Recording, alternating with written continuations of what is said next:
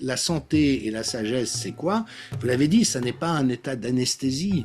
Ça n'est pas prendre des antidépresseurs cognitifs à bon compte pour se rassurer, c'est l'aptitude à voir le réel, aussi effrayant soit-il, tout en gardant une contenance, une assise, une colonne vertébrale, une posture, une équanimité, dirait-on, avec un certain vocabulaire, qui permettent de rester en face de la difficulté, de ne pas l'esquiver, mais non plus de ne pas s'effondrer ou de ne pas devenir hystérique ou en panique par rapport à ça. La religion et la spiritualité donnent un cadre qui empêche cette prise de pouvoir complètement délirante de ceux qui sont en commande aujourd'hui et qui ne sont plus bridés par rien. C'est amusant, la vie est amusante. Et en Occident, nous avons tellement l'obsession du confort que tout ce qui nous sort de notre confort est perçu comme étant une menace ou un danger, alors que c'est la vie. La vie ne se conforme jamais ou à peu près à ce qu'on aimerait. Il y a une des causes profondes, c'est d'être dans le déni de la mort et de la souffrance. C'est-à-dire qu'aujourd'hui, la mort est vue comme un échec médical. La souffrance est vue aussi comme un échec médical où on doit utiliser des antalgiques pour surtout pas que l'on souffre. Alors qu'en fait, c'est une expérience humaine. Et sans cette expérience humaine, le Bouddha dirait il n'y a pas de possibilité d'éveil. Que le fait d'avoir une spiritualité aide énormément les gens à affronter les difficultés de vie et de santé qu'ils peuvent avoir.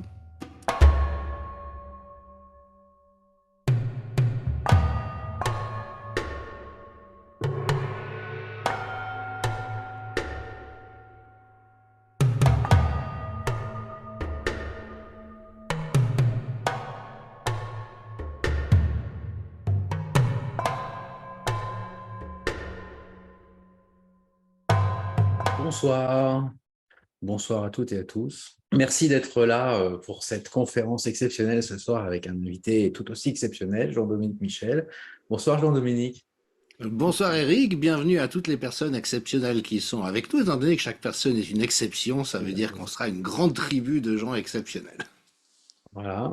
Eh bien, merci pour d'être venu. Alors, juste pour commencer un peu de présentation, Jean-Dominique, moi j'ai appris à connaître Jean-Dominique en 2020, je crois, à la fin de l'année 2020. Il avait donné un grand entretien sur YouTube en 2 parties à une chaîne, je ne sais pas si elle existe encore, mais l'entretien a disparu, je crois, il avait été censuré, qui était déjà le précurseur, je pense, de votre livre Autopsie d'un désastre, et, euh, qui donnait une perspective que beaucoup d'entre nous, nous ressentions, mais pour lesquels nous avions du mal à mettre des mots.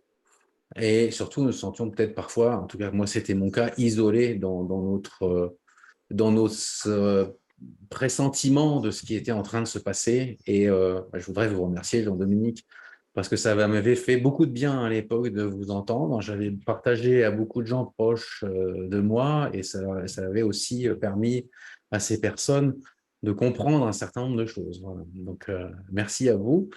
Et puis, depuis, vous êtes devenu une figure, on pourrait dire, de la résistance au récit covidiste et à la dérive totalitaire dans laquelle nous sommes. Est-ce que si je vous introduis comme ça dans les grandes lignes, ça vous convient? Oh bah oui, tout à fait. Comme on dit, l'occasion fait le larron. C'est-à-dire que j'avais pas du tout vocation à me retrouver dans cette position, mais étant donné que j'ai consacré toute ma vie à la santé mentale, et notamment dans une perspective collective, communautaire, c'est vrai que quand la crise sanitaire est arrivée, déjà j'avais l'expertise qui m'a permis de repérer que tout ce qu'on nous disait était faux et contredisait l'état de la science et des bonnes pratiques, donc déjà d'avoir un questionnement par rapport à quel est ce retournement de situation complètement surréaliste, et puis d'apprécier que les discours qui étaient tenus notamment par les autorités médiatico-politiques étaient susceptibles de générer énormément de dégâts et de souffrances dans la population. Et c'est là où mes prises de parole ont eu vocation, parce que c'est ce que je sais faire et c'est ce qui me tient à cœur, d'être salutogénétique, c'est-à-dire d'aider les gens à mieux comprendre et à aller mieux. Donc je suis ravi d'avoir trouvé une audience, mais ce qui n'était pas du tout calculé. Et puis tant qu'ils continuent en face, je continue aussi. Parce qu'ils ont quand même l'air très déterminés, et je dis en rigolant à moitié, mais qu'au fond, probablement que le fin mot de l'histoire, ça sera le premier qui se décourage a perdu. Donc je tiens à ce que ça ne soit pas nous qui nous découragions les premiers. Mmh. Merci, oui. Alors, je vais me présenter moi aussi. Je m'appelle Éric Le Gall. Je suis coach, consultant en naturopathie holistique et enseignant de méditation et enseignant bouddhiste. Alors, j'ai un parcours peu commun, on va dire. J'ai eu un début de vie classique et puis à un moment donné, j'ai eu une crise existentielle. Cette crise existentielle m'a amené à m'installer dans un centre bouddhiste qui se trouve en Savoie. Ça s'appelle l'Institut Karmaling, certains connaissent peut-être. Et j'y ai vécu 8 ans. Et sur ces 8 ans, j'ai vécu 3 ans et demi en retraite de méditation. Ceux qui connaissent peut-être le monde du bouddhisme tibétain connaissent peut-être la fameuse retraite de 3 ans, 3 mois. Et voilà, donc j'ai accompli cette retraite. J'en suis sorti en 2014. Et puis, depuis que je suis sorti, j'essaie de transmettre au monde le peu de choses que j'ai pu expérimenter, comprendre, etc.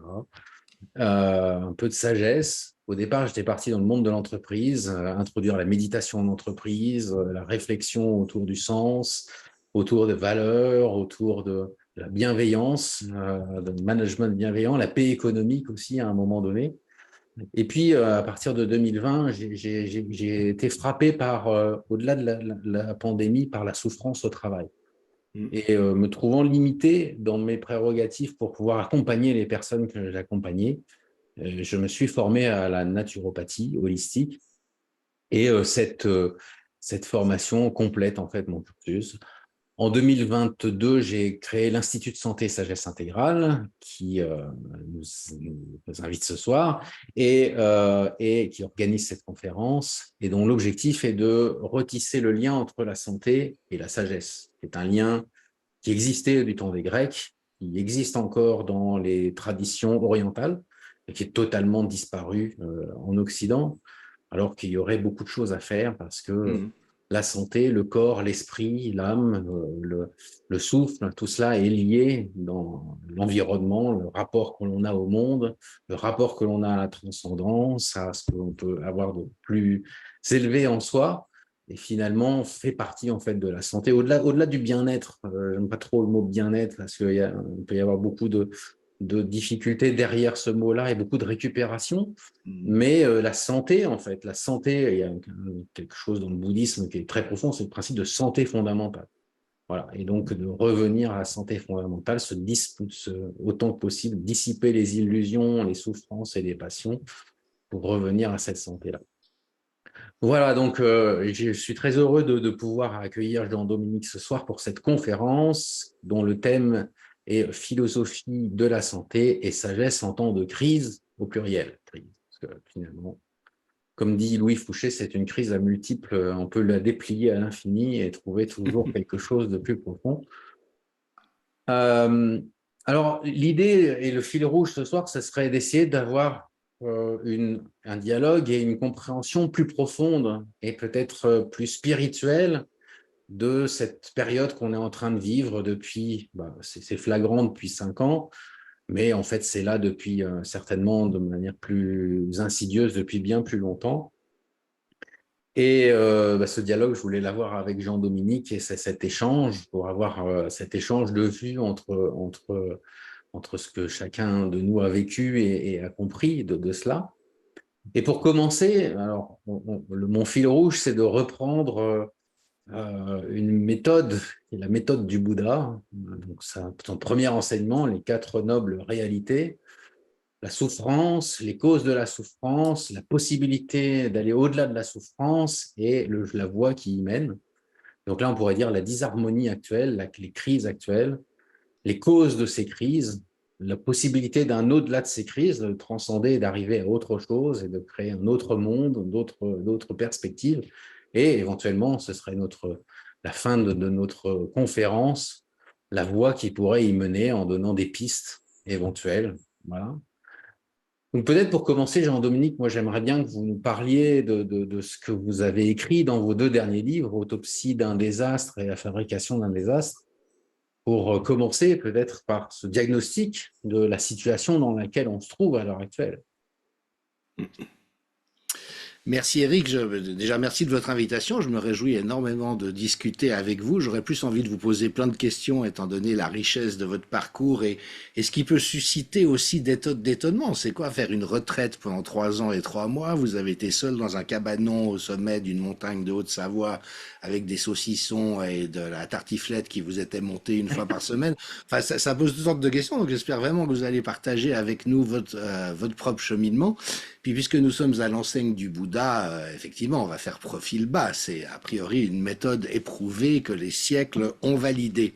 Et en ce qui me concerne, c'est vrai que j'ai essayé de mettre dans ces 2 tomes de livres, donc je me suis exprimé de différentes manières et de nouveau parce que j'ai vraiment une préoccupation d'aider à entretenir la santé de la population qui actuellement est très endommagée par des forces hostiles, mais qui de surcroît, ça c'est ce que je montre dans le 2e livre, celui que je viens de publier, cherche intentionnellement à mettre la population en souffrance. Donc, si vous voulez, le 1er livre, c'est le bilan de la crise sanitaire.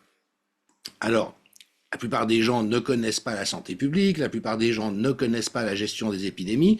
Donc quand tout d'un coup on a des experts de plateau qui viennent nous raconter il y a un virus très dangereux, on n'a rien connu de pareil depuis la grippe espagnole, il faut absolument se terrer chez soi, aucun remède ne marche en attendant le salut que seule l'injection génique présentée comme un vaccin peut procurer, bah, la plupart des gens de bonne foi disent mais si c'était pas grave, ils ne feraient pas tout ça. Après, je pense que tout le monde a à peu près compris qu'ils étaient quand même extraordinairement maladroits, qu'ils étaient extraordinairement incompétents, qu'ils étaient volontiers menteurs. Donc on observe quand même une perte de confiance, et très légitime, très justifiée, ça fait partie de la sagesse. De pouvoir regarder en face les scories, les limites et les turpitudes des gens qu'on a en face de nous. Donc dans Autopsie d'un désastre, j'ai vraiment voulu faire l'inventaire et quand on met les choses à plat, effectivement, il apparaît un motif tout à fait saisissant, c'est que ça n'est pas qu'on a cafouillé, ça n'est pas qu'on a mal fait ou de manière maladroite de bonne foi, c'est que tout a été systématiquement fait à l'encontre de ce qu'on savait devoir faire. Et donc, on a mis de côté et on s'est empêché de faire tout ce qui aurait pu réellement aider et tout ce qu'on savait devoir éviter, parce que c'est écrit très explicitement dans la littérature scientifique comme étant inutile et dommageable, on l'a imposé avec de surcroît une agressivité extrême. Et puis, des moyens de soumettre la population par la contrainte, l'endoctrinement, le chantage, enfin, ça a été quand même une forme de dérive sectaire à l'échelle d'une société. Donc le premier ouvrage, c'est ça, c'est le constat. Et puis, une fois qu'on a compris ça, la question qui se pose, mais qui a organisé ça? Si c'est systématique, ça veut dire que c'est intentionnel, parce que quand on se trompe de bonne foi, on se trompe dans toutes les directions. Vous voyez, une fois dans cette direction, une fois dans une autre. Donc voilà, il y a quelque chose qui respecte une certaine diversité, mais quand tout est fait systématiquement dans la même direction, l'hypothèse de l'erreur ou de l'incompétence devient trop courte. Et donc, j'ai empoigné ce questionnement, qui a organisé ça, comment, dans quelle intention, est-ce que ça a été préparé, depuis combien de temps, et puis, puisqu'on a mis en échec toute la bonne santé publique et toutes les bonnes réponses médicales, je dis souvent en plaisantant, mais c'est vrai, que si on avait confié la gestion de la crise à Didier Raoult, Christian Perron et Laurent Toubiana, on n'aurait même pas vu qu'il y avait une épidémie, parce qu'on aurait soigné les gens, parce qu'on aurait compris que c'était une épidémie qui n'était pas gravissime, qui correspondait à ce qu'on a l'habitude de voir d'année en année, et puis parce qu'on aurait pris les bonnes mesures de santé publique qui consistent d'une part à soigner les gens et d'autre part à laisser la société vivre normalement. Donc voilà, dès lors que ça a été fait de manière intentionnelle, se posait la question de comprendre la fabrication intentionnelle du désastre, et là on tombe effectivement dans une perspective que la plupart des gens préfèrent éviter, parce que ça implique d'ouvrir les yeux sur la réalité du monde tel qu'il est, et notamment la réalité de ceux qui animent, ceux qui ont le pouvoir aujourd'hui. Et finalement, on aime tous croire, c'est même une espèce de nécessité de sécurité émotionnelle, affective et spirituelle, de croire que l'autre n'a pas de mauvaises intentions. De croire que peut-être l'autre, oui, a trop de goût pour le pouvoir ou pour l'argent ou pour le sexe ou que sais-je, mais il n'est pas fondamentalement sadique, mal intentionné et destructeur. Et quand on pose le constat à plat, on est malheureusement obligé d'enjamber cette envie qu'on aurait de rester dans quelque chose de rassurant pour se confronter au réel brut, et qui est que ce qui est en train de se dérouler est d'une gravité extrême et c'est d'une violence extrême. Et donc, voilà, peut-être pour clore cette première réponse, mais en faisant le lien avec ce que vous avez indiqué, c'est-à-dire la santé et la sagesse, c'est quoi?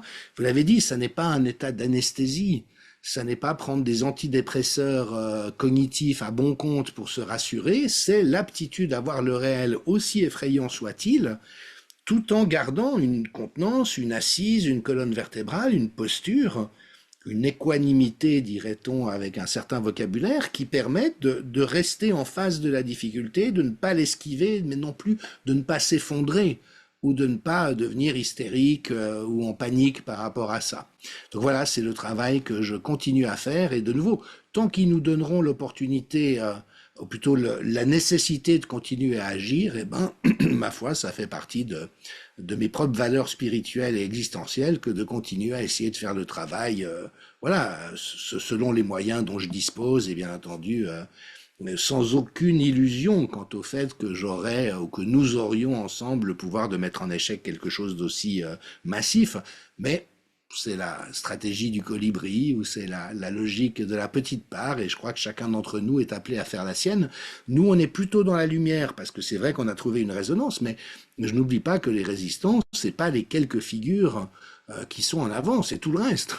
C'est tout le reste. Et moi, je salue et j'honore chaque personne qui, même parfois, en devant prendre sur elle de manière très forte pour ne pas subir des conséquences, mais reste là où elle est, lucide par rapport à ce qui se passe. Moi, j'ai une question par rapport à ce que vous venez de dire. C'est, vous dites, on a envie de croire en fait que les gens qui nous gouvernent sont de bonne foi, de bonne volonté, sont bienveillants et ont envie de bien faire. Puis, bah, le constat, effectivement, est que c'est probablement pas le cas. Qu'est-ce qui a amené nos sociétés à se retrouver avec une élite dirigeante, enfin une élite autoproclamée dirigeante, qui a de tels traits de personnalité, ce que dans la ponérologie, on appelle la pathocratie, l'état de Oui. pathocratie finalement, où se retrouvent au pouvoir ceux qui, normalement, devraient être exclus d'une certaine manière des cercles de pouvoir du fait qu'ils ont des pathologies psychologiques importantes. Qu'est-ce qui, pour vous, explique qu'on en soit arrivé là? Alors, votre propre analyse m'intéresserait beaucoup, donc je vous inviterai à la donner suite à la mienne. En ce qui me concerne, je verrais peut-être deux lignes de force qui me semblent converger pour produire ce que vous évoquez. La première, c'est la déspiritualisation de l'Occident. Qu'on le veuille ou non, la spiritualité, surtout partagée, donne un cadre de contenance des dérives individuelles, et notamment en remettant l'être humain, l'individu, chaque individu à sa juste place, qui est celui que nous ne sommes pas les maîtres du monde, nous sommes des créatures qui sont apparues dans une création, sans l'avoir choisi en tout cas consciemment, et qui tous sommes imparfaits, limités, cafouilleux, comme disait Jacques Lacan. C'est une parole, le psychanalyste, c'est une parole que j'aime bien. Il disait, qu'est-ce que c'est cafouilleux, une vie humaine? Et la réalité, c'est que nous cafouillons tous tout le temps. Et l'avantage des religions et des spiritualités, c'est que cela pose cette réalité de manière axiomatique. Tant que vous n'êtes pas le Bouddha, vous ne pouvez pas prétendre être au-dessus des autres. Vous pouvez prétendre être en chemin, mais vous ne pouvez pas prétendre être au-dessus des autres. Alors je sais que c'est une notion qui a été très galvaudée en Occident, notamment parce que l'Église a eu tendance à faire n'importe quoi, mais dans la tradition chrétienne, la notion de péché est magnifique. Le péché, c'est quoi? C'est rater la cible, c'est ne pas être ajusté, c'est ne pas être aligné. Et on sait tous qu'il y a des circonstances dans nos vies où on est plutôt en cohérence et on arrive à générer quelque chose de plutôt bien, plutôt bon. Puis il y a des fois où on est un peu dans tous les sens, où on n'est pas d'aplomb et puis on produit quelque chose qui est plutôt inabouti. Et d'ailleurs, c'est intéressant de remarquer qu'en araméen, qui était la langue parlée en Palestine à l'époque du Christ, hein, les termes bien et pas bien, c'était une culture agricole, n'ont aucune connotation morale, ça veut dire mûr ou pas mûr. Le bien, c'est ce qui est mûr. Et le mal, c'est ce qui n'est pas mûr. Donc si vous mangez une pomme qui n'est pas mûre, c'est pas que c'est mal sur le plan moral, c'est juste que ça ne va pas vous convenir et que l'aliment ne sera ni agréable au goût, ni bon pour votre corps. Et donc, il y a un mûrissement qui est requis. Et donc, voilà, je pense qu'il y avait ce cadre. Et si on prend par exemple l'Ancien Régime ou la vie au Moyen Âge, notre modernité a des regards très caricaturaux sur ces réalités du passé, elle a complètement réécrit l'histoire, mais une des caractéristiques intéressantes, c'est que le roi n'échappe pas à cette règle, il est pécheur. Louis XV doit aller s'humilier devant la nation pour ses inconduites sexuelles, parce qu'il tombe gravement malade, et le clergé lui dit, mon coco, t'as fait n'importe quoi, il avait couché avec 4 sœurs successivement. Bon, moi j'ai pas de jugement moral, c'est peut-être que la pomme est mûre ou pas mûre, il fait ce qu'il veut, mais toujours est-il que le clergé de l'époque trouvait que pour un roi ça n'était pas convenant, et donc quand le brave Louis XV s'est remis de sa maladie, il a dû aller faire amende honorable devant le peuple entier en disant, voilà, j'ai fait n'importe quoi, je suis pécheur et je m'humilie. Donc vous voyez, la religion et la spiritualité donnent un cadre qui empêche cette prise de pouvoir complètement délirante de ceux qui sont aux commandes aujourd'hui et qui ne sont plus bridés par rien. Dostoïevski avec cette phrase en disant que la fin de la peur de Dieu, c'est l'ouverture de toutes les monstruosités. Et si on n'a pas le sens qu'il y a du karma, qu'il y a une justice immanente, qu'on ne peut pas faire n'importe quoi à n'importe qui, ça veut dire que le buffet est ouvert. Donc ça, je dirais, c'est la première ligne de force de mon point de vue plutôt sociétal. Et puis l'autre, elle tient à... Alors elle est plus psychologique ou psychopathologique. Il existe un petit pourcentage de la population qui, contrairement à l'immense majorité, est animée par une économie psychique qui est configurée par la jouissance d'infliger de la souffrance à autrui. Et peut-être que nous, on peut en avoir l'expérience uniquement dans des moments émotionnels extrêmes. Si on a déjà été très jaloux ou très en rage par rapport à une injustice qu'on a subie, peut-être qu'à ce moment-là, on aurait été capable de vouloir faire souffrir la personne qu'on identifiait comme étant la cause de notre souffrance. Mais en dehors de situations comme celle-là, si demain, Eric, je vous dis, je peux vous livrer votre voisin ligoté et avec un couteau ou une scie ou une tronçonneuse ou des tenailles, vous pouvez lui faire subir ce que vous voulez, vous frémirez d'horreur en disant mais jamais de la vie. Or, il y a des gens qui sont configurés dans cette réalité-là, c'est même compliqué à comprendre sur le plan anthropologique et presque théologique, spirituel, et la difficulté, c'est qu'ils ont un avantage compétitif sur les autres pour l'accession à des positions de pouvoir, et en particulier que ce sont des obsédés du pouvoir. Alors, pour pas faire trop long, mais je reviendrai sur votre expérience de la souffrance au travail. C'est aussi un sujet que j'ai beaucoup travaillé. Et ce qu'on observe, c'est que dans les entreprises, les principales causes de souffrance sont structurelles. C'est la manière dont le collectif est configuré et ce qui s'y vit dans les relations entre les personnes. Et le problème très souvent, c'est que les entreprises cherchent à déléguer à l'individu la responsabilité de ne pas être en burn-out. Oui, mais si la cause de la souffrance est structurelle, c'est de la structure qu'il faut s'occuper. Et là encore, on voit les mêmes choses. Hein, jusqu'à, mettons, les années 50 ou 60, il est bon pour des entreprises de prospérer, mais pas à n'importe quel prix, n'importe comment. Et il reste des bases éthiques. Et ça a explosé avec le capitalisme débridé.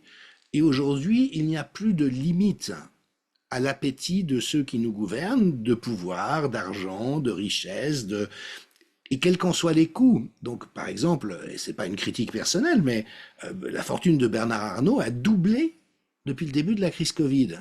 Il est passé de 80 milliards à 160 milliards d'euros. Vous, Eric, est-ce que votre fortune et vos revenus ont doublé pendant ce temps-là? Est-ce que les gens qui nous écoutent, ça a doublé? Donc c'est bien que tout le système aujourd'hui est pris en otage d'une logique perverse qui est basée sur cette avidité infinie. Et là, malheureusement, il n'y a plus rien qui retient. Et dès lors que tous les pouvoirs et les contre-pouvoirs dysfonctionnent, la justice, la presse, la médecine, tout ce qui normalement crée de la rétention, du cadrage dans le collectif, on a l'impression d'une espèce de bouffée délirante extrêmement perverse et sadique. Donc c'est un peu comme ça que je lirais, et en rappelant que c'est totalement contraire à ce à quoi les gens aspirent. Ça n'est pas du tout ce dont les gens ont envie. Et donc, par rapport à ce profil de personnalité tellement problématique, moi je dis, mais si on enlève ce 3 à 4% de la population qui serait ravi qu'on lui livre son voisin pour le torturer, euh, nous, on aurait envie d'un monde très sain et qui fasse une part juste à tout le monde pour jouir d'une bonne abondance et où les choses se passent bien. Donc, je crois que nous sommes vraiment otages de ce petit groupe de gens très malfaisants et dans l'histoire de l'humanité, nous n'avons pas encore appris à nous en protéger.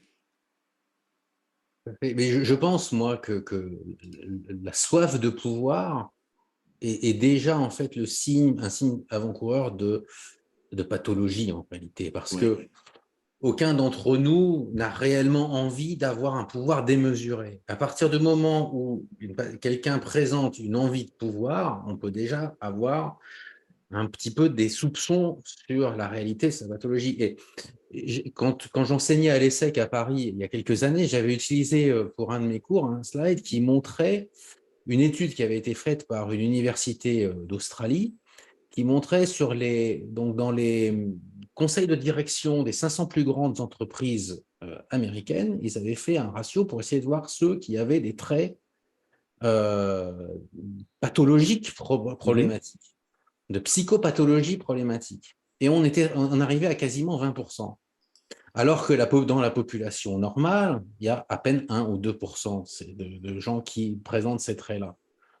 Qu'est-ce qui fait, et donc ça amène à une question, qu'est-ce qui fait que dans des entreprises, on sélectionne davantage ces gens-là pour qu'ils se retrouvent à des postes de direction? Et moi, une de mes réponses, après analyse, c'est de dire, mais finalement, on cherche des qualités que ces gens-là ont.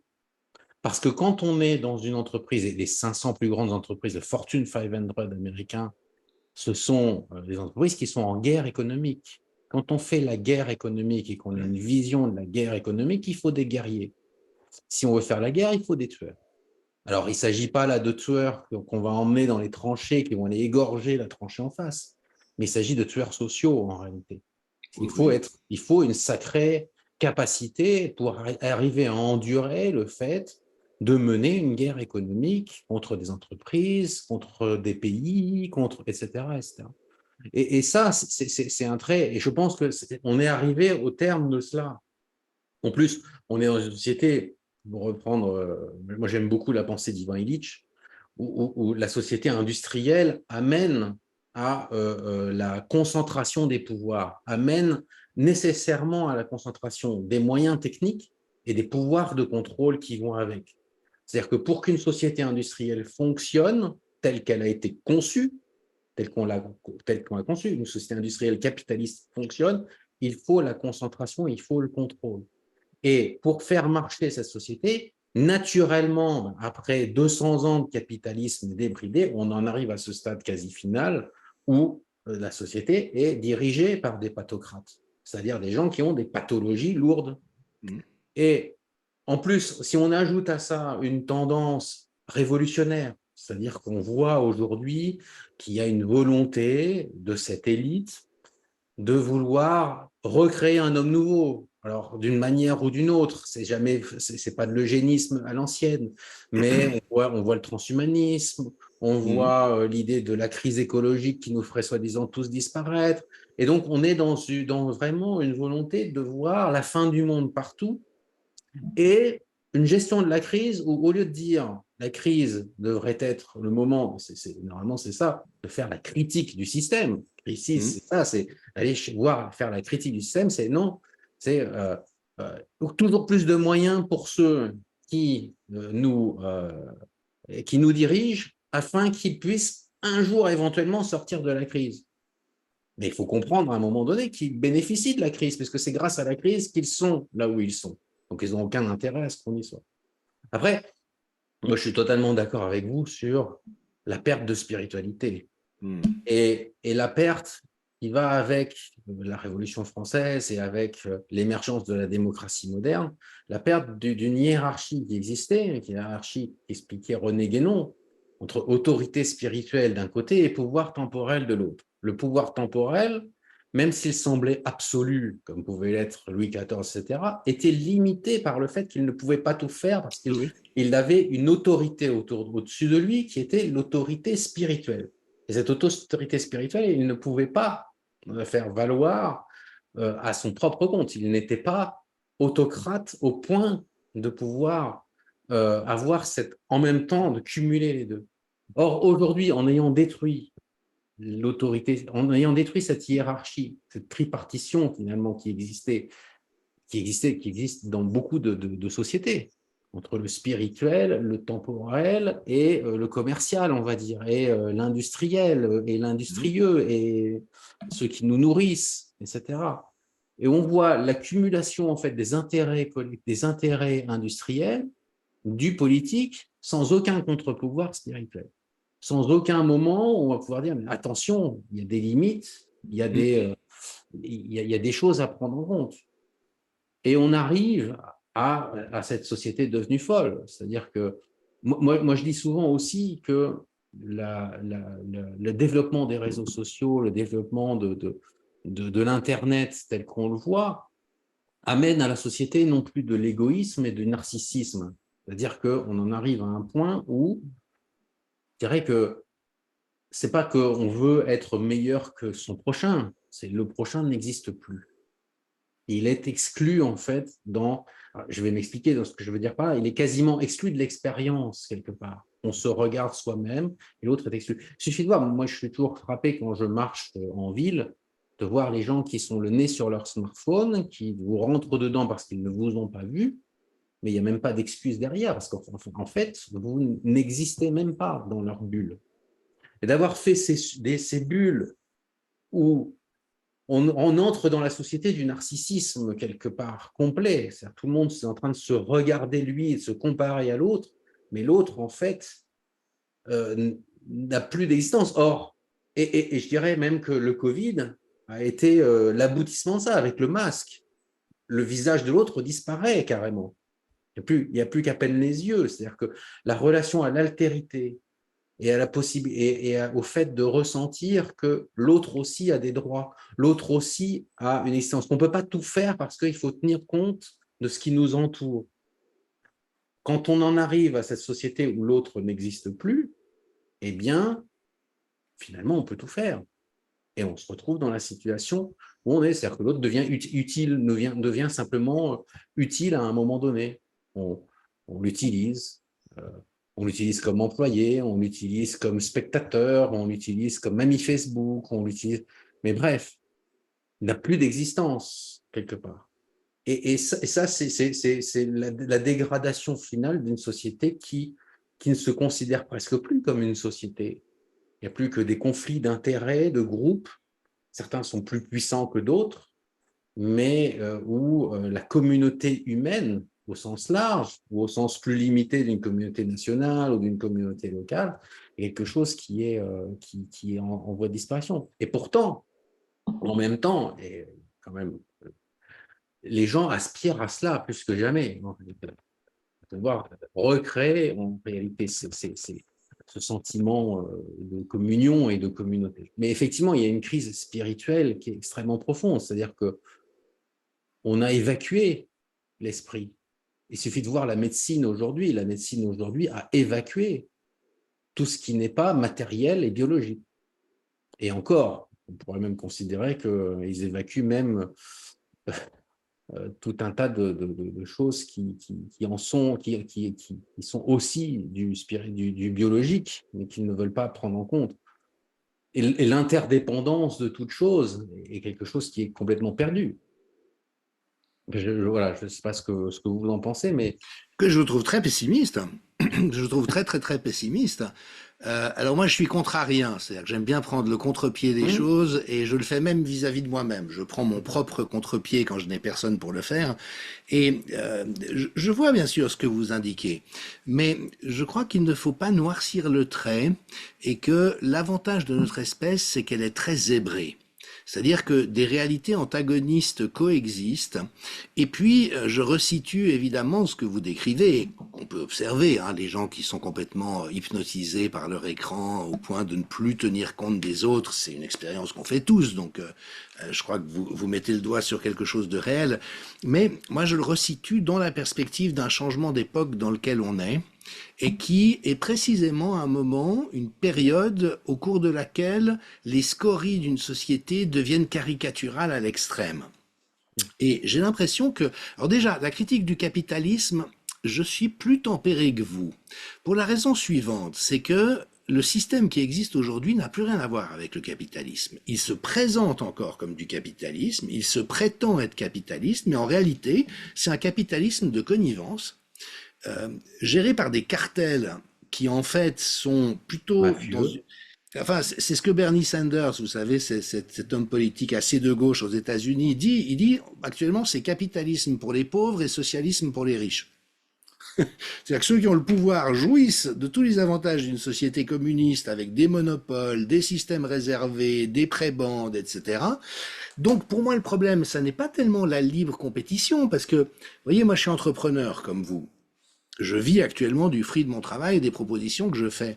Et moi, je sais que dans ma mentalité d'entrepreneur, il y a une conviction centrale qui est très importante, c'est qu'il n'y a pas de concurrence. Il n'y a pas de concurrence. Si les gens qui proposent des choses proches de ce que je propose moi font du bon boulot et proposent des bons produits, déjà c'est très bien, parce que ça met la barre à un certain niveau et il faut que je sois au moins aussi bon qu'eux pour pouvoir trouver ma niche. Mais après, parce qu'aussi, chacun fait les choses à sa manière. Et les propositions de Jean-Dominique Michel, d'Éric Le Gall, Martin, je sais pas qui, vous voyez ce que je veux dire, elles ne sont jamais en compétition, étant donné que précisément, ça n'est pas pareil. Et donc, je pense que la scorie que nous vivons, c'est en fait ce dévoiement du capitalisme qui n'en est plus un. Et d'ailleurs, c'était un des rêves de l'Internet, c'était que ça ouvre des espaces de liberté illimités.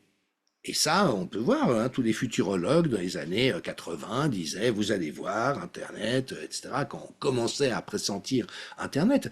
Et ce qu'on a vu à l'inverse, c'est qu'il y a des mammouths qui ont complètement colonisé l'espace, mais notamment en rachetant toutes les startups. Dès qu'une startup présentait quelque chose d'intéressant et avait du succès, pouf, Microsoft, Google, Apple rachetaient le truc pour l'intégrer à leur écosystème et ça a complètement fait culbuter la liberté en donnant ces moyens de pression dans lesquels on se trouve aujourd'hui.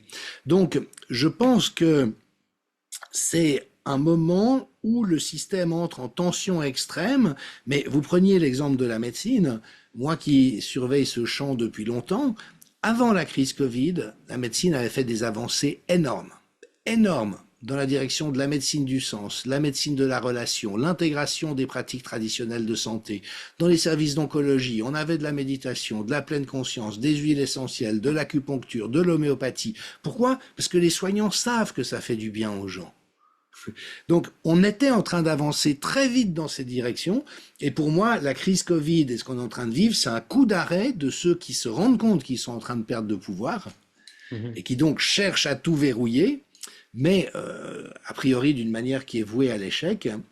Et puis, les écrans, le narcissisme, le numérique, pour moi, renvoient à une autre question. C'est que, au fond, que nous dit cette consommation compulsive des écrans? C'est que l'immense majorité des gens, l'immense majorité du temps, n'ont pas envie d'être là où ils sont. Mhm. Si je suis dans le métro, que j'ai un quart d'heure et que je suis sur mon écran, c'est que j'ai pas envie d'être dans le métro avec d'autres êtres humains à ce moment-là. Et évidemment, si on est un petit peu curieux de nature, ce qui est mon cas, ce machin-là, c'est terrible. C'est une fenêtre ouverte sur l'infini de ce qu'on peut découvrir, rencontrer, connaître, etc. Donc, mais en même temps, on se rend compte aussi que c'est pas très nourrissant. Et si on a possibilité de vivre les uns avec les autres des choses qui sont vraiment chouettes, il y a un moment où on est très content de poser ce truc-là, puis de faire de la musique ensemble, partager un bon repas, aller se promener en nature. Donc je pense que c'est plutôt Et en train de nous questionner collectivement, est-ce que vous, nous sommes heureux de nous être incarnés et comment est-ce que nous assumons le fait que nous avons choisi de nous incarner le temps d'une vie terrestre dans ce plan de réalité? Ou est-ce que nous avons qu'une seule envie, c'est de ne pas y être? nous sommes nostalgiques de whatever, d'où nous venons et où nous retournons, si ça existe. Mais en tout cas, nous avons la nostalgie des étoiles, comme on dit de manière poétique. Et donc, pour moi, ça questionne l'incarnation. Et donc, c'est un travail qui est douloureux, mais qui est peut-être assez sain, là encore, au niveau de la dynamique de l'espèce. Et vous parliez du métro et des gens qui sont sur leur téléphone dans le métro. Mais il y a aussi une autre expérience qu'on peut faire de même type. Il suffit que le métro s'arrête au milieu du tunnel et les gens tout de suite quittent, ne regardent plus et cherchent le regard des autres. Ouais. Donc en fait, c'est quand il y a une panne ou quand il y a un problème que le contact humain revient, le véritable contact humain revient et que les gens commencent à se parler. Ah, mais qu'est-ce qui se passe? Vous avez compris? Et qu'on cherche en fait le soutien du regard de l'autre et la réassurance de se dire je ne suis pas tout seul dans cette Hmm. situation. Et donc, il faut espérer que les gens se rendent compte que bah, finalement on est dans ce tunnel, le train s'arrête et qu'il est temps de chercher de croiser Ouais. le regard de nos congénères, parce que ça va être utile. C'est ça qui va nous permettre éventuellement déjà de se rassurer du fait qu'on n'est pas seul dans ce tunnel, et aussi que si jamais il fallait quitter le train ou faire quelque chose, eh bien, on allait le faire ensemble et on a trouvé la solution ensemble. Ouais. Donc, je ne suis pas forcément aussi pessimiste que je Ouais, peux super, super. Et donner si je peux, l'impression. et si je peux rebondir sur votre exemple, un autre truc, c'est que l'imprévu et l'inconfort sont en fait très amusants et stimulants, tant qu'il n'y a pas de dégâts. Donc imaginez que la rame s'immobilise entre deux stations de métro dans un tunnel, dans un boyau, en plein Paris, puis que finalement tous les passagers doivent descendre et puis cheminer le long de la voie. Alors tout est arrêté, il n'y a pas de risque de se faire écraser par un autre métro. Puis au bout de 10 minutes, vous avez des sauveteurs qui vous hissent sur le pont. Si ça se trouve, la RATP vous offre un croissant ou un café parce qu'ils ont prévu le coup. Ça devient un truc, une expérience. Tout à Et fait. à midi, j'étais dans le petit café-restaurant de mon village, il y a un grand parasol dehors, ça sentait l'orage, j'ai dit à la serveuse, oulala, ça va rincer. Elle m'a dit, parlez pas de malheur, les gens seront obligés de fuir le lieu. Et tout d'un coup, c'est tombé. Alors, il y a des gens qui se réfugiaient, d'autres qui partaient à l'intérieur. Moi, je suis rentré, j'étais trempé. C'est amusant, la vie est amusante. Et en Occident, nous avons tellement l'obsession du confort que tout ce qui nous sort de notre confort est perçu comme étant une menace ou un danger, alors que c'est la vie. La vie ne se conforme jamais ou à peu près à ce qu'on aimerait. Mais une fois qu'on accepte ça et qu'on est d'accord de dialoguer avec elle ou de danser avec elle, elle produit plein de choses qui sont extrêmement enrichissantes et vivifiantes. Et finalement, la petite expérience du métro qu'on vient d'imaginer ensemble est peut-être beaucoup plus rigolote que de regarder, je sais pas quelle connerie, sur je sais pas quelle plateforme pendant les 10 minutes. Tout à fait. Moi je m'étais retrouvé il y a quelques années à New York quand il y avait eu le grand blackout.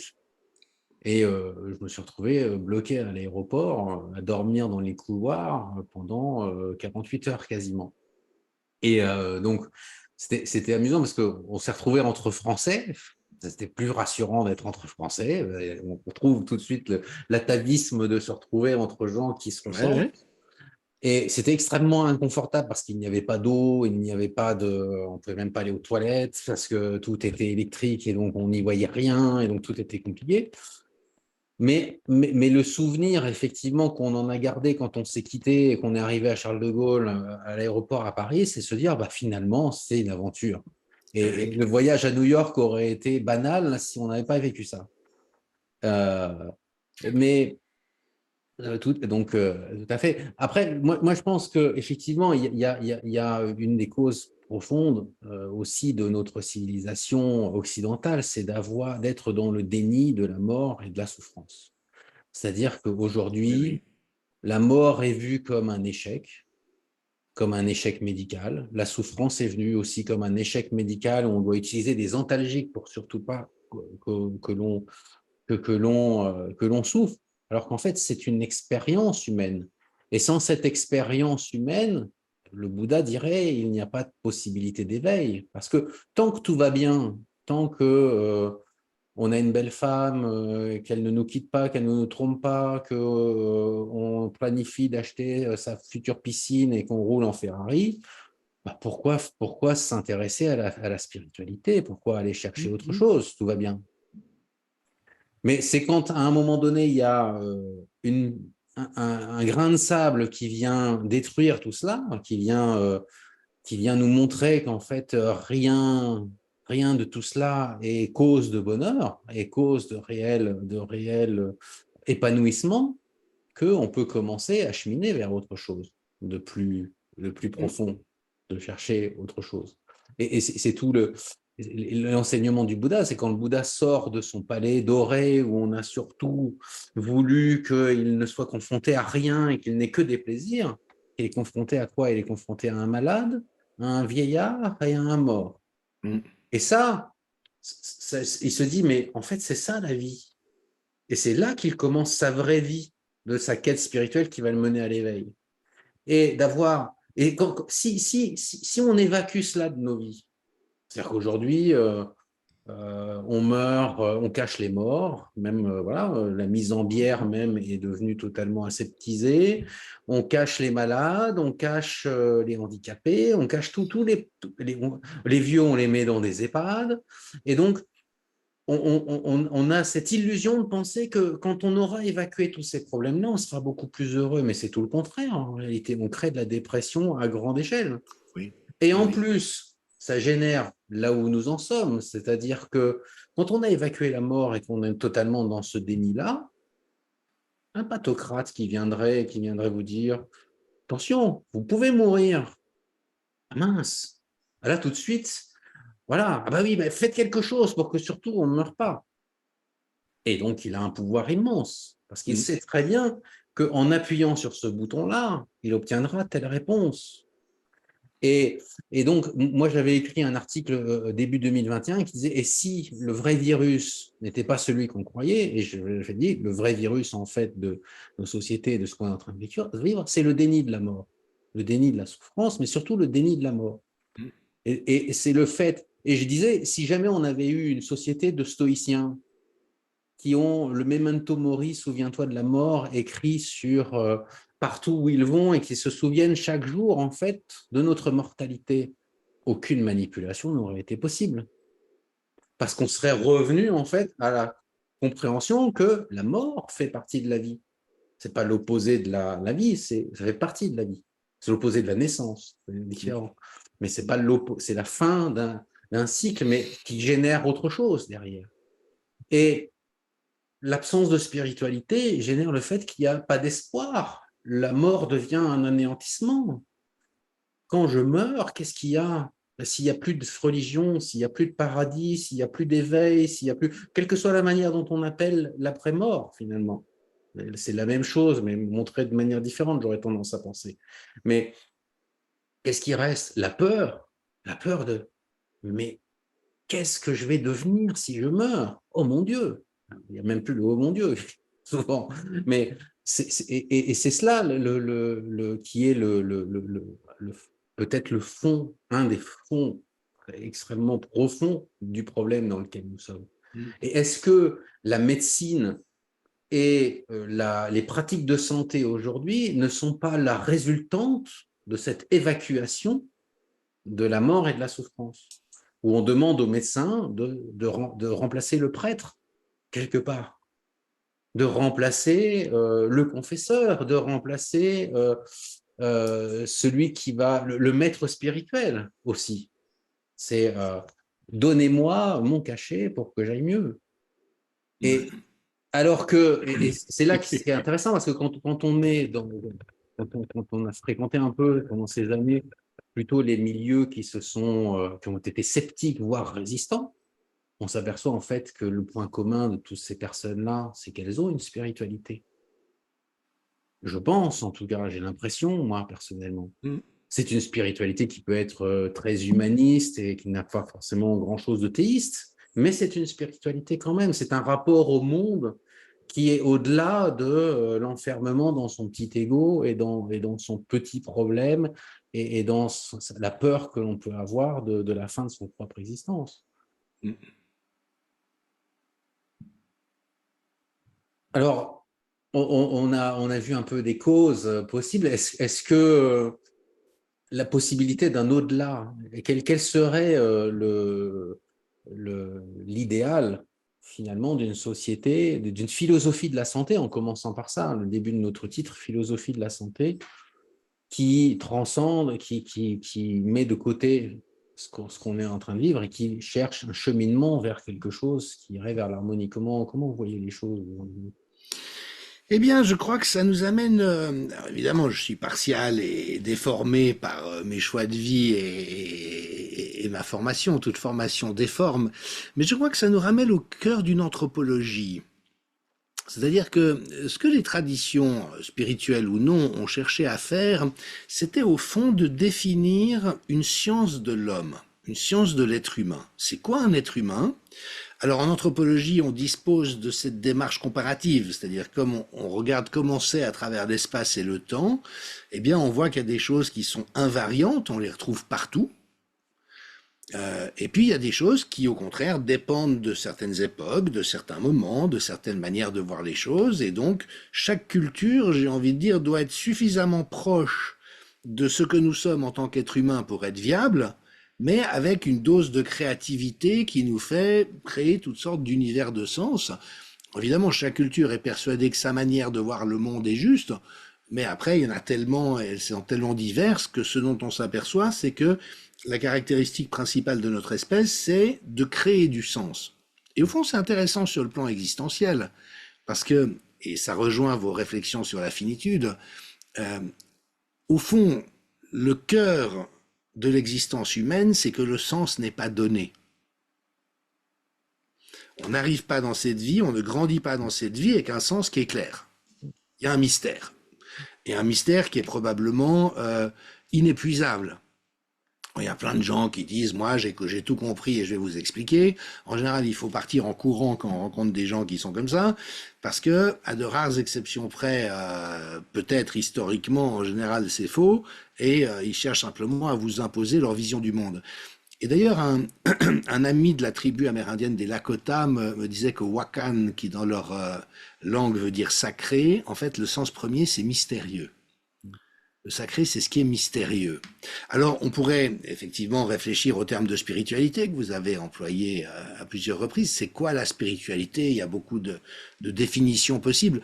C'est toujours important de préciser d'où on parle. Moi, je parle essentiellement dans mon approche de la spiritualité à partir d'une position d'anthropologue, anthropologie des religions, du sacré, du symbolisme, de l'imaginaire, et puis parce qu'on s'est aperçu que c'était un déterminant de la santé extrêmement important, que le fait d'avoir une spiritualité aide énormément les gens à affronter les difficultés de vie et de santé qu'ils peuvent avoir.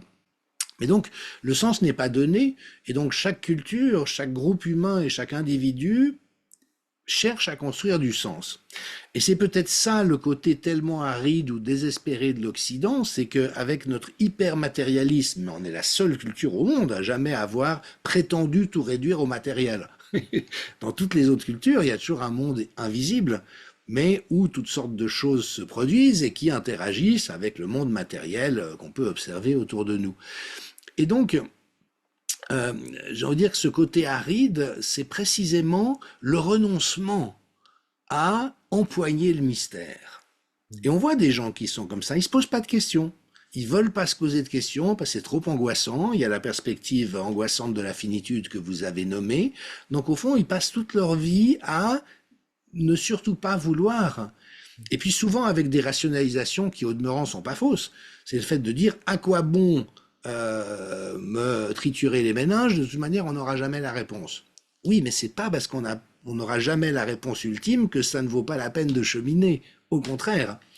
Et c'est quoi le fait d'avoir une vie avec une dimension spirituelle? On pourrait proposer toutes sortes de définitions, mais pour moi, c'est cette conviction que nous avons vocation à grandir tout au long de notre vie. Et la vie, c'est une succession de pertes aussi. Jusqu'à la perte de la vie, mais on perd tout. On perd la jeunesse, on perd, voilà, on perd ses cheveux, On perd ses dents, on perd tout au long de la vie. Mais la bonne nouvelle, c'est que toutes les expériences, les transformations, on n'est pas du tout le même à 60 ans qu'à 40, qu'à 20 ou qu'à 7 ans. Et tout ce que nous perdons en cours de route s'accompagne de gains qui sont au moins aussi importants et qui ont même vocation à être encore plus importants. Et moi, je suis convaincu, ça fait partie de mes convictions sur la vie, qu'on peut grandir jusqu'à son dernier souffle. Même si un jour, à Dieu ne plaise, je suis grabataire et maltraité dans une mauvaise institution où on laisse les gens mourir sans vraiment en avoir rien à fiche d'eux, je suis convaincu qu'intérieurement, j'aurai encore la possibilité de faire quelque chose de ce que je serais en train de vivre. Et donc, si on a cette confiance et cette connaissance que de toute manière, tôt ou tard, cette existence s'arrêtera. Et voyez comme c'est amusant. Parce que les transhumanistes, eux, leur rêve, c'est de vivre éternellement sur Terre. Mais moi, si vous veniez demain en me disant, voilà, j'ai la possibilité de vous faire vivre éternellement sur cette Terre, est-ce que vous signez? Mais jamais de la vie. J'aime bien la vie, j'aime bien la vie, mais parce qu'elle dure 90 ans. Si elle devait durer 500 ans ou l'éternité, non, c'est bien gentil, mais c'est pas suffisamment comme j'imagine que l'existence peut être éventuellement dans d'autres plans de réalité. Donc moi, ça m'intéresse de mourir. Je suis content à la perspective de mourir. J'aurais pas envie de rester des millénaires sur cette terre avec tous les bobos que la vie nous inflige. Donc voilà, c'est aussi, je crois, cette aptitude à être en relation avec ce mystère de la vie en le vivant non pas comme quelque chose de, oui, d'angoissant, de catastrophique, de déprimant, de douloureux, mais comme étant un point d'interrogation splendide, mais qui nous invite à nous mettre en chemin et le cas échéant, aller s'enfermer dans une cabane de haute montagne pendant c'est ça que vous avez fait, 3 ans et 3 mois? 3 ans, 3 mois, oui. Dans un Dans quoi? centre, Dans une hutte dans savoyarde? une cellule de méditation, mais qui était en bois, effectivement, en Waouh! Savoie. Alors, je n'étais pas tout seul, on était un groupe de 12, mais c'était une expérience effectivement coupée du monde, hein, coupée totalement du monde. Il y avait une clôture comme dans un monastère Ouais, ouais, ouais, dans ouais. laquelle on ne sortait pas. Si on pouvait sortir, hein, mais c'était définitif. Voilà, donc si on voulait faire l'expérience jusqu'au bout, c'était l'expérience. C'est Mais les voies ascétiques qu'on trouve dans... ça m'a appris une chose, je me souviens quand je suis entré en retraite, la difficulté, ça avait été la séparation avec mes proches. Parce que, bah, effectivement, pendant 3 ans, 3 mois, les proches n'étaient plus là. Ils n'étaient pas forcément loin, mais je ne les voyais plus. Et parce qu'il n'y a pas de téléphone, il n'y a pas d'Internet, il y a rien. C'est à l'ancienne. Voilà. Et, et quelque part, ça a été une expérience de la perte, une expérience d'une petite mort. Qu'est-ce que Oui, ça fait quand on se retrouve coupé de celles et ceux qui sont si importants pour nous et qui nous rendent vivants. Parce que oui, c'était cela, ces personnes que j'appréciais, que ce soit mes parents, ma famille ou des amis, à qui j'appréciais de vivre et de se retrouver, en fait, ben voilà, l'expérience est que pendant un temps, ils n'existent plus, ou ils ne sont plus dans ma vie autrement que dans mes pensées. voilà. Et le lien se fait d'une autre manière. Et, et cette mort, en fait, sociale, parce que c'est quelque part, c'est aussi s'exclure de la société. Donc, il y a Mhm. une mort sociale qui se fait. Et cette mort sociale nous apprend que bah, finalement, la vie continue. La vie continue. Et après, bon, il y a eu d'autres expériences. Je ne veux pas en parler ici parce qu'elles sont dans le du secret, mais qui permettent de comprendre en réalité que la mort n'est pas la fin de la vie.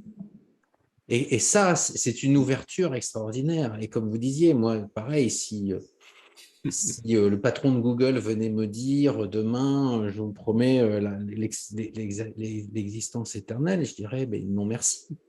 Parce que vous me promotez vous me proposez le samsara éternel. Moi, j'ai qu'une seule envie, c'est de sortir du samsara. Donc, et surtout, ben, j'ai envie de voir ce qu'il existe et qu'est-ce qui se passe au moment de la dissolution de la conscience, cette conscience qui s'est Mhm. incarnée, comme vous disiez, qui est devenue personnelle au moment de ma naissance et qui va se dissoudre. Cette dissolution de la conscience, cette dissolution de la personnalité n'est pas la fin de la conscience, n'est pas la fin de l'esprit, probablement. Et donc, en tout cas, c'est ce qu'enseignent toutes les religions, d'une certaine manière, c'est ce qu'enseignent toutes les spiritualités. Vous disiez, chacun a l'impression d'avoir la vérité, de détenir la vérité sur, quand on parle de spiritualité. C'est pour ça que moi je parle de sagesse, parce qu'il y a un proverbe qu'utilise beaucoup Lama Denis, mon maître, il dit quand deux sages se rencontrent et qu'ils ne sont pas d'accord, c'est que l'un des deux n'est pas sage. Et quand deux théologiens se rencontrent et qu'ils sont d'accord, c'est que l'un des deux n'est pas théologien. Voilà. Donc, les concepts divisent, l'expérience rassemble.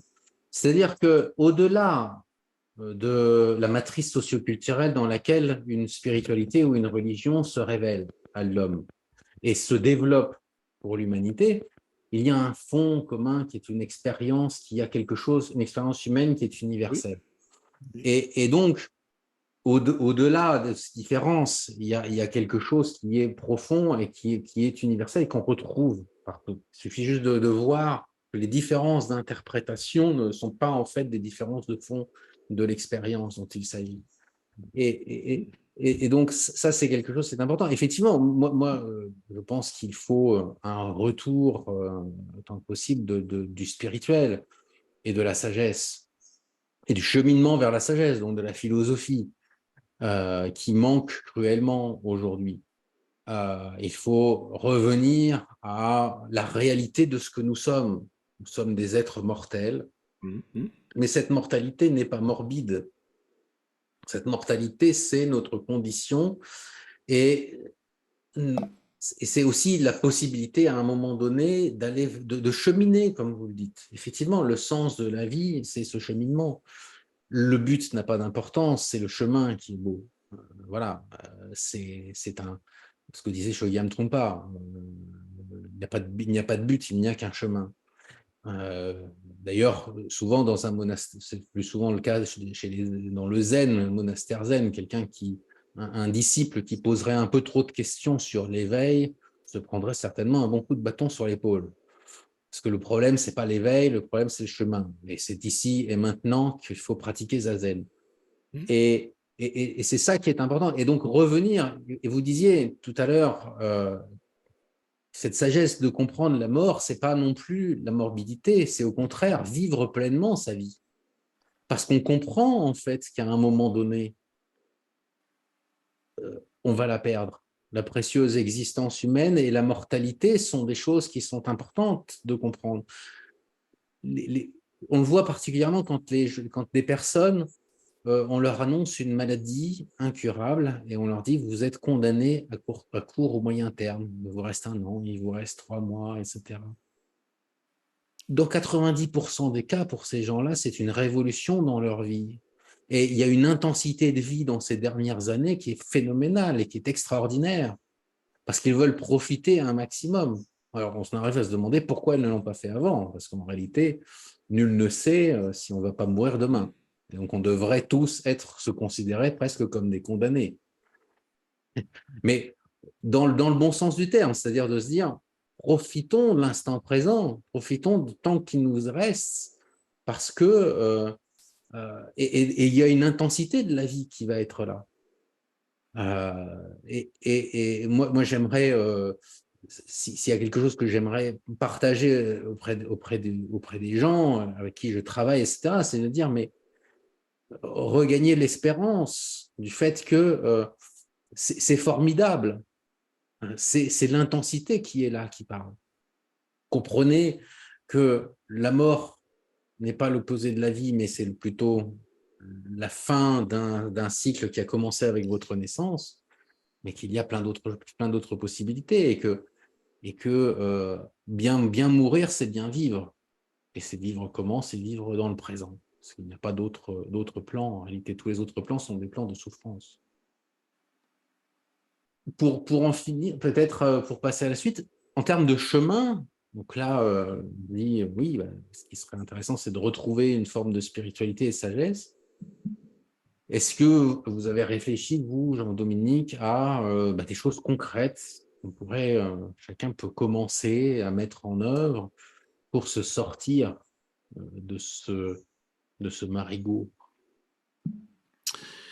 Euh, oui, c'est un questionnement très vif. Là encore, je ne serais pas convaincu que nous vivons une époque où la spiritualité a totalement déserté.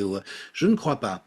Je crois pas. Je crois au contraire qu'il y a un retour du sacré, il y a un retour de l'aspiration au sacré, il y a un retour d'une sensibilité au sacré. Donc, de nouveau, moi, je suis vraiment attentif aux signes, aux fourmillements, vous voyez, à ce qui frémit dans le collectif. Et je vois plutôt un ensemble de signes encourageants. En ce qui concerne l'Occident, mais finalement c'est peut-être aussi planétaire, la difficulté qu'on a, c'est que nous sommes désormais coupés de nos racines et nos traditions d'une manière qui est extrêmement problématique. Et on sent que ça fait partie de la dérive psychopathique totalitaire que de vouloir totalement couper les racines chrétiennes. Et c'est infiniment problématique parce qu'il n'y a qu'en honorant ce d'où nous venons que nous pouvons trouver l'élan d'aller vers l'avenir, hein, ce que Maffezoli appelle l'enracinement dynamique. Et par rapport à ça, il y a deux attitudes qui me paraissent aussi fausses l'une que l'autre. La première, c'est de vouloir faire un retour en arrière. Alors on voit par exemple que il y a beaucoup de gens qui se font baptiser dans la tradition catholique, il y a un retour vers les formes de messe traditionnelles en latin, et elles ont une très grande beauté, donc je les critique pas en tant que telles. Mais souvent il y a cette idée, il faut revenir à ce qui a existé un jour, et je crois pas que c'est le chemin en toute franchise. Je crois que c'est très sain de s'intéresser à ce qui a existé, je crois que c'est très sain de faire l'expérience de ce qui a existé. Donc si beaucoup de gens aujourd'hui vont à la messe en latin, je trouve que c'est une très bonne chose. Par contre, il ne faudrait pas s'imaginer que c'est en revenant avant Vatican II qu'on va trouver les solutions pour aujourd'hui, parce que déjà, c'est pas réaliste. Et puis, de nouveau, ce dont il s'agit, c'est d'honorer le passé en pouvant porter un regard juste dessus. Alors, vous avez abordé ça en passant, je vais me permettre de rebondir. Euh, Par exemple, toute la réécriture de l'histoire, Louis XIV avait infiniment moins de pouvoir que Macron. Oui, oui, le roi absolu, de la monarchie absolue, dont on nous a fait croire qu'il disait l'État c'est moi, il n'a jamais dit ça, c'est une parole apocryphe, mais dans la réalité de l'exercice du pouvoir, avait beaucoup moins de pouvoir que Macron aujourd'hui. Donc il faut qu'on revisite tout ce d'où nous venons, ne serait-ce que pour pouvoir comprendre le mouvement dans lequel nous sommes inscrits.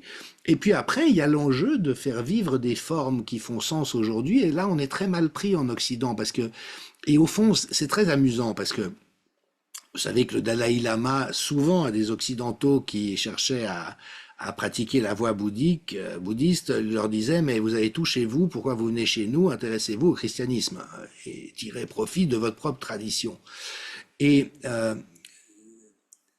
donc, moi-même qui n'ai pas grandi dans un milieu chrétien et qui me suis intéressé à beaucoup d'autres spiritualités avant de m'intéresser au christianisme, et le faisant en tant qu'anthropologue, je trouve qu'il y a dans le christianisme, au fond, à peu près tout ce dont nous aurions besoin aujourd'hui en Occident. Mais à cela près que c'est devenu totalement inaudible. Totalement inaudible. Parler de péché et d'église à n'importe quel Français moyen, je ne parle pas des laïcards matérialistes enragés, mais n'importe quelle personne normalement constituée, c'est comme, c'est fini, quoi, c'est bon, quoi. Donc, les institutions religieuses et les scandales de pédophilie et autres, qui existent aussi dans le bouddhisme, hein, d'ailleurs, euh, voilà, on fait tellement de dégâts que, de nouveau, je crois qu'on peut honorer ce qu'il y a eu de sain dans cette tradition, parce qu'il n'y a pas eu que des choses malsaines, mais qu'on ne peut pas la faire revivre pour aujourd'hui et demain. Mais d'un autre côté, on ne peut pas non plus se construire dans rien. Donc, pour moi, c'est un très grand point d'interrogation. Et puis, puisque j'ai longtemps travaillé avec la spiritualité, c'est vrai que la spiritualité et la religion sont des choses différentes. On peut très bien vivre un chemin spirituel sans être inscrit dans une religion. Mais contrairement à la plupart des gens, et vous voyez, moi, je suis pas partisan. Par définition, un anthropologue n'est pas partisan parce qu'on fait des ponts entre les cultures, mais je trouve que la religion apporte des choses que la spiritualité seule ne peut pas apporter. Et à travers le rite, à travers précisément cette ossature du collectif, à travers cette relation tout temporelle et spirituelle que vous avez évoquée. Donc pour moi, c'est un grand point d'interrogation parce que revenir en arrière, c'est pas possible. Le christianisme, il est plein de richesses, mais somptueuses si on a les bonnes clés de lecture pour le comprendre, mais il est mort. Il est mort socialement. En même temps, on ne peut pas vivre avec rien. il y a beaucoup de gens qui font plein d'expériences dans d'autres traditions et alors peut-être dans la logique où je suis pas partisan, moi je suis convaincu que chaque tradition est un différent versant d'une même montagne et qu'on peut arriver au sommet quel que soit le versant qu'on ait parcouru.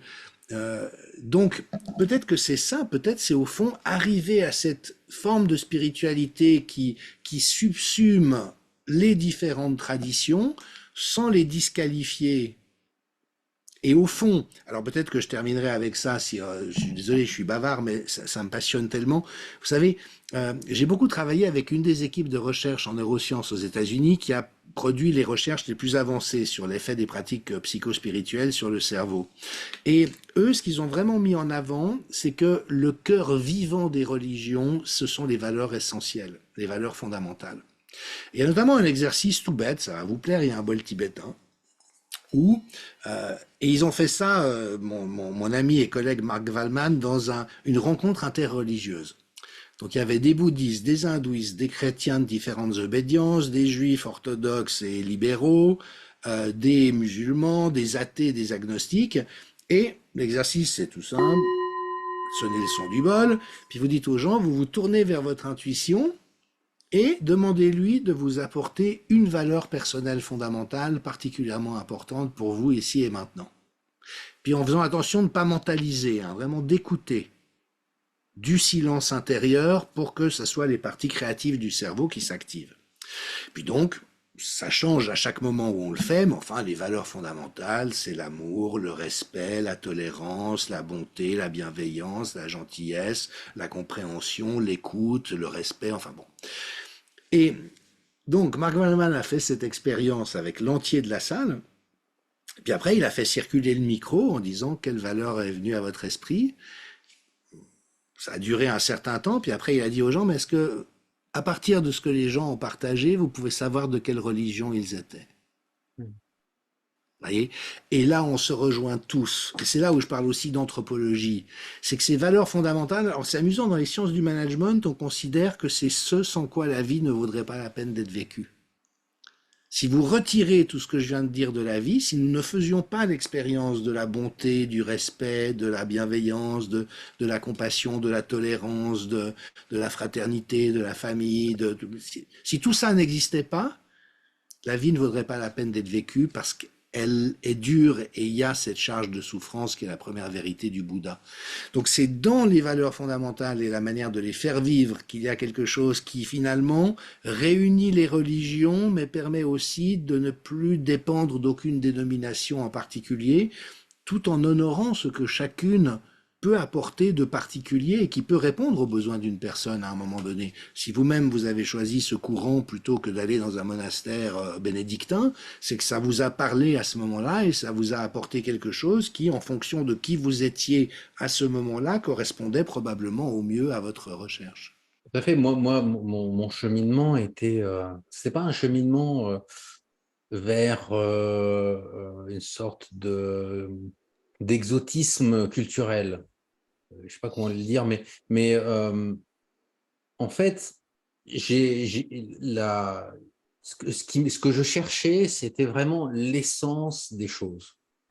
Et ce qui fait que moi, je n'ai pas été touché à ce moment-là par le christianisme, c'est que si vous allez dans une église aujourd'hui, du moins c'est l'impression que j'en avais, c'est quelque chose qui est très exotérique et qui reste vraiment sur l'extériorité des choses. La dimension contemplative que peut avoir le christianisme est limitée au monastère et réémerge un peu avec ce que peut faire le sœur Lawrence Freeman ou Thomas Merton avec les groupes de méditation chrétienne. Mais finalement, si vous, dans n'importe quel village de France, si vous rentrez dans une église, la prière profonde et la contemplation, eh bien, elle n'est pas vraiment là aujourd'hui. Et moi, c'est ça que je recherchais. Et plus je chemine, et plus je m'aperçois en fait que je cherchais quelque chose qui n'est pas étranger et qui revient à des racines helléniques, de philosophie hellénique profonde. J'ai toujours été très intéressé par la philosophie grecque, mais aujourd'hui, de la philosophie grecque, il ne reste que les écrits. Mm. Ça n'est plus une tradition vivante, c'est-à-dire qu'il n'y a plus de transmission des pratiques réellement.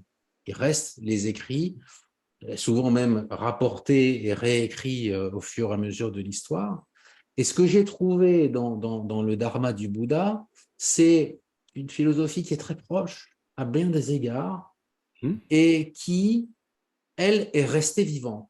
Parce que là-bas, il y a la transmission écrite, il y a la transmission des pratiques et il y a la transmission des initiations, parce qu'il y a un aspect initiatique profond. Mm. Et c'est ça que j'ai pu retrouver, en fait, et qui me manquait Oui. dans le christianisme. Alors, évidemment, il existe, mais moi, je ne les connaissais pas à l'époque, des cercles initiatiques de type chrétien dans une certaine franc-maçonnerie, dans un certain rite franc-maçon, mais c'est difficile d'y avoir accès parce que effectivement, comme c'est initiatique, c'est extrêmement fermé. Euh, Là où, même s'il y a cet aspect initiatique, particulièrement dans le bouddhisme tibétain, eh bien, malgré tout, il y avait une ouverture que je ne trouvais pas. L'autre aspect aussi qui m'avait beaucoup frappé quand je suis arrivé la première fois dans une communauté bouddhiste, c'est l'aspect communautaire. Mm. C'est-à-dire que on n'avait pas je n'avais pas ce principe. Moi, il m'est arrivé d'aller à la messe. J'ai vécu un temps aux États-Unis et je vivais dans une famille qui était baptiste et on passait toute la journée de dimanche à l'église. Et c'était intéressant. Il y avait un aspect communautaire qui était très intéressant. Et quelque part, j'aurais pu être à deux doigts de rentrer dans Mm. cette voie-là. Et cela, je ne le trouve pas dans l'Église catholique que j'ai pu, moi, connaître. En Mm. revanche, quand je suis arrivé à un centre bouddhiste, là, j'ai retrouvé cela. C'est-à-dire qu'il y avait vraiment une confraternité extrêmement profonde, le sentiment du sangha, de la communauté qui chemine ensemble. Et ça, effectivement, comme vous le dites, la spiritualité seule, qui n'a pas cette dimension-là, qui va être plus religieuse, dans le sens de relier les hommes entre eux, Mm. effectivement, risque d'être un peu aride. C'est-à-dire que, par exemple, moi, l'expérience de la retraite, ce n'est pas qu'une expérience solitaire, c'est aussi une expérience du groupe et des interactions dans le groupe. Mm. C'est-à-dire qu'il y a deux choses. Il y a l'expérience que l'on fait et la compréhension que l'on gagne, mais il y a aussi l'ouverture du cœur. Et l'ouverture du cœur, elle ne se fait pas uniquement par la pratique méditative. Elle se fait aussi dans le relationnel aux autres. On est en retraite avec des gens avec qui on n'aurait absolument pas envie d'être en retraite. Parce qu'ils sont trop différents de nous, parce qu'ils ont des comportements qui sont trop différents. Et pourtant, c'est eux les vecteurs de notre pratique. Et moi, ce que je vois aussi, c'est il y a une expression traditionnelle orientale qui est de chevaucher le tigre. C'est-à-dire qu'aujourd'hui, la crise doit être aussi pour nous une opportunité de pratiquer, justement. Et pas juste de se complaire dans une forme de, de, de, de d'être de tristesse parce qu'on voit ce qui se passe, Mm. etc., mais de se dire, en fait, les choses ne bougeront que si nous-mêmes, nous faisons déjà un travail sur nous. Et si nous-mêmes, nous utilisons ces éléments contraires comme en réalité un chemin d'éveil. Moi, par exemple, n'étant pas vacciné, je me suis retrouvé en France exclu de tout. Mm. Euh, et je me suis jamais senti aussi libre, Mm. paradoxalement. Pourquoi? Parce que j'étais en harmonie avec ce que je pense et ce que je suis.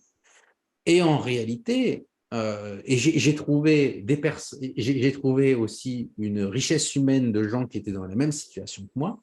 Mm. Mm. Ça a créé d'autres liens. Et surtout, en fait, je me disais, mais je me sens vraiment souverain de moi-même, souverain d'avoir dit non à un moment donné. Mm. Ça a eu des conséquences. J'ai fait faillite même, hein, j'en suis arrivé là. Mais j'ai perdu des clients très directement. Mais en fait, c'était une bonne chose de les avoir perdus. Parce que d'un côté, j'ai gagné plein d'autres choses aussi, plein d'autres personnes qui sont venues à moi. Et aussi, j'avais ce sentiment vraiment de plénitude en réalité. Je n'avais rien perdu. même si pour des personnes qui ne comprenaient pas ma démarche, je disais, mais comment tu peux ne plus aller au restaurant, ne plus aller au cinéma, ne plus sortir, etc. Mais en réalité, rien ne manquait parce qu'il y avait la plénitude intérieure. Et ça, c'est une expérience que j'aimerais partager au maximum, de dire, à partir du moment où vous êtes aligné avec vous-même, ben en fait, c'est une des dimensions de l'éveil qui est l'aspect inébranlable. Vous devenez inébranlable. Et ça, ça devient une force en réalité. Et moi, je pense que la période que nous vivons est une période de révolution spirituelle. C'est-à-dire que nous sommes en train de mener une véritable révolution spirituelle. Et je ne suis pas aussi pessimiste que vous le disiez en réalité, parce que je pense qu'elle est en cours. Et qu'au moins, il y a des éclaireurs qui sont déjà très avancés et qui sont déjà en train de construire, en fait, le monde qui viendra et qui sera, je l'espère, bien meilleur. Et je ne sais plus qui disait, je crois que c'était Marc Verber, je ne sais plus son prénom, Bernard Werber, qui disait ne te bats pas contre le monde, démode-le. Ne te bats pas contre le monde qui te déplaît, démode-le. Et en fait, ce qu'il nous faut, c'est juste le démoder, en réalité. Quand nous serons tous dans autre chose, voilà, je veux dire, ils ont fait un pass vaccinal. Je me disais à l'époque, ils ont fait un pass vaccinal. Et puis après quoi? Ils vont m'empêcher de quoi? De ressortir dans l'arc. Et alors? Et alors? Je suis toujours moi, en réalité. Je suis toujours... enfin, et puis, ils nous mettraient quoi? Dans des camps de cantonnement? Et puis quoi? Non, mais à un moment donné, bien obligé de... Donc, il y a... Nous nous forgerons, je pense, dans cette période, des caractères qui seront... qui permettront de créer une époque meilleure. Hein, c'est l'idée de, vous savez, les hommes forts qui créent des temps propices, et les temps propices qui créent des hommes faibles, et les hommes faibles qui créent les crises, et les crises qui créent les hommes forts qui ensuite... voilà, et je pense que eh bien, nous avons vécu le temps des hommes faibles qui ont créé les crises actuelles, et la crise actuelle doit générer les hommes qui créeront... qui auront la force spirituelle de créer le monde harmonieux de demain. Ça va me permettre juste de conclure en vous remerciant beaucoup, Jean-Dominique. C'était un véritable plaisir et un honneur de vous avoir ce soir. Merci beaucoup à vous et bien, à très bientôt. Merci Jean-Dominique. Au revoir. Merci Eric.